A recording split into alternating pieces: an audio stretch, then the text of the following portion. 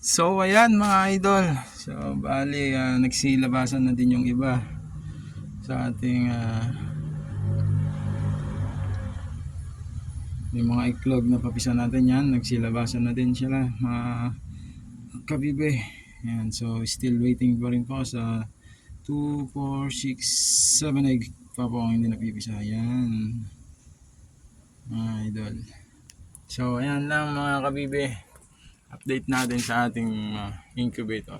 So ito po ay ako po yung gumawa sa incubator na to, sa lahat po ng mga gusto na may tinda din po akong incubator. So sa mga gusto pong bumili o kung gusto nyo, kung malapit lang kayo dito magpagawa, PM nyo lang po ako o kaya comment down below, then chat ko po kayo kung magkano at saan yung location. So maraming salamat mga idol.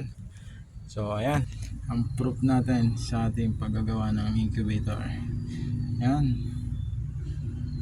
maraming salamat. So yan lang po mga idol, maraming salamat and God bless you.